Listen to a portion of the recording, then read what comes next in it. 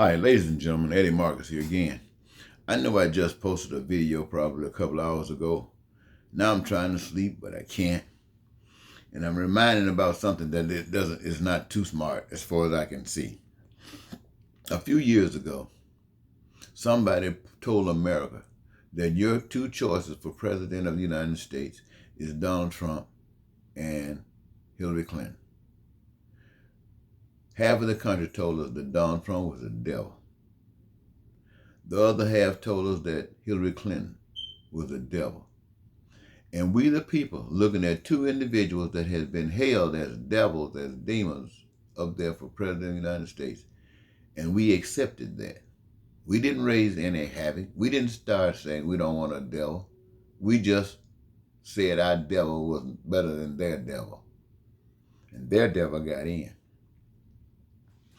And now, ladies and gentlemen, we're in a position where they are telling us again, Donald Trump is up there. And you know what Donald Trump is. You know exactly what he is. So anybody that votes for Donald Trump, even if it's my family, you know what you're voting for, and that's what you're going to get. Joe Biden. What are you getting from Joe Biden? You don't know.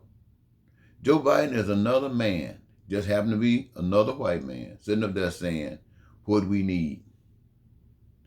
He's better than Trump. I wouldn't do that. What does Joe Biden have to offer you? And how did he get up there for you? And let me ask you something else. What does the Democratic Party have to offer you? We say, it's time. We're going to change this stuff. We're going to change it. We ain't going back no more. 400 years. We're not going to play these games no more. We said, no justice, no peace. And then every time we sing that song, we don't get no justice. We go back and act like we got peace. They whoop us out here, let us know they ain't thinking about it. We start singing the song, no justice again. No justice. And yet you expect peace? I mentioned, as an example, you start some stuff with Russia. It's going to be some stuff. Start some stuff with China. It's going to be some stuff. So you know it's going to be some stuff, so you ain't going to start no stuff. You get on that highway out there. You know darn well if you start some stuff, it's going to be some stuff. So in most instances, you don't start no stuff. But you come around and mess with black people, ain't going to be no stuff. They going to walk around with a sign talking about fed up, ain't going to take it no more. No justice, no peace. They're going to do that for 400 years. And then is when they start marching, you tell them they talking, they march too long. Go over on the backside of town, over there on the racetrack over there somewhere and protest. That's what you're telling them to do. And you set up and when when the whole world is looking at you, now you want to act like America, white power, America power structure, want to act like you got some sense. But until the brothers tell you they've learned the lesson, they're not going to stop. They're going to cause you some pain, tear up your stuff, because they don't own a Macy's. We might shop there, but we don't own that. We don't own a Target. We might shop there, but we don't own it. We might do a lot of business all over the country, but very little do we own. And so when you saw it affecting you, you called in the military.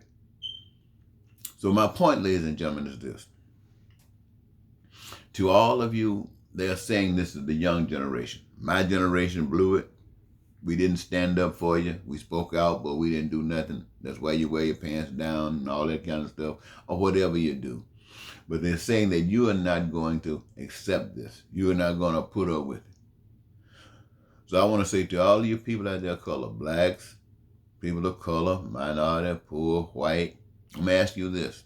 You say you're going to fix this. How many of you want to be hungry? Not a single one of you ever want to be hungry. So fixing that means that you got to come up with a design that will make sure that no American is without food. You say you're going to have to fix this. You're going to have to make sure, I'm not going to call this one by one because I've said it too often. You're going to have to make sure that every American citizen got food, clothing, and shelter for the rest of their lives. You're going to have to make sure they got education from the unlimited and unrestricted, and they got health care from the womb to the tomb. And ladies and gentlemen, my sisters and brothers, the only way that is being done right now is that a lot of people got jobs. A lot of them don't. A lot of them have underpayment and stuff like this. But the only way you can fix this stuff is put everybody that is qualified to go to work, and I mean qualified, old enough, got a skill, and ready, healthy. Put them to work. They benefit from all the stuff that's being done: food, clothing, shelter, education, health care. They benefit from it all. Now, they can't go and engage in all that kind of stuff. Each one of them got one career that they engage in. That's their participation. I'm talking to young people. That's their participation. You got somebody working in food. You got somebody working, just for an example, working in clothes. You got somebody working in housing. You got somebody working in education. You got somebody working in healthcare. You got somebody working in infrastructure. You got somebody working in transportation, just for an example. One person, infrastructure for everybody. One person, food for everybody. That's all you got to do. Don't be worried about food, clothing, and shelter. No, you just worry about the food, and everybody will eat. You worry about the health care, and everybody will have it. You worry about education, everybody will have it. This is the way to do it. You're doing it every one person doing their participation in the creative process of life. That justifies your being here. That justifies your living as if you're in heaven, young people. Don't let somebody come in there and lie to you and tell you that your color makes you better than somebody else. Don't come in there and let somebody tell you that because your eye color makes you better than someone else. Don't let somebody come in and tell you that you got a bigger brain and you're smarter than somebody else. And if you are, you might have a bigger brain. You might have a bigger hand.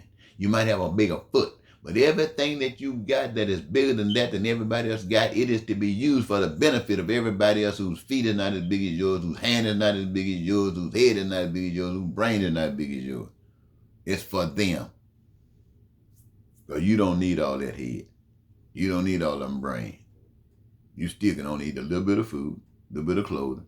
And telling folks that you smartest man on earth, you got money, you don't need nobody else. You tricked them. You told them you didn't need anybody's money. You told them you were white and you look like Aryan Nation, whatever you call it. And so they were so glad to see you. And you screwed them up. Now, ladies and gentlemen, I'm talking to the young people again. If you're going to fix this problem, you don't piecemeal this. You don't say we're going to do this today and next month we're going to try that. No, you start it all together at one time. All together. Start planning it today. How can you fix this stuff? How can you fix this stuff? I'm going to give you an example. I'm going to tell you something, ladies and gentlemen. Now, you can plan and strategize all you want, and I'm not going to ask you to quit. But I'm going to help you for those of you who are looking for the quick way. Here's the quick way. The quick way is this. All the resources belong to God. Earth and all the resources of the earth belong to God. Don't belong to no human being. Every human being requires of the resources in order to have a life. And every human being on earth got a gift, something to do. No job is any better than any job. All jobs are significantly important. And everybody got a gift to participate in one of those jobs. And when you participate in those jobs, you together as a team, just like the Chicago Bears, Michael Jordan, the Chicago Bulls, and Chicago Bears, and the Los Angeles Lakers, and Minnesota Vikings. You're a team. You win together or you lose together. When you win together, everybody gets a ring. So when you're talking about the family of human beings, everybody playing their part in the process of life, you get a ring. You get all of those things that you need, want, and desire from all the things that's created. So ladies and gentlemen, sisters and brothers, young folks, you got to step out, knowing that you got to change the system to accommodate that. Ain't no system working with no money, no system that uses a substitute for money, no system trying to say somebody's a boss and own anything other than that which everybody owns is going to produce anything any better than what you have right now. In fact, it's going to get worse and worse every day because you have not recognized and respect and honored the wisdom you should have before you.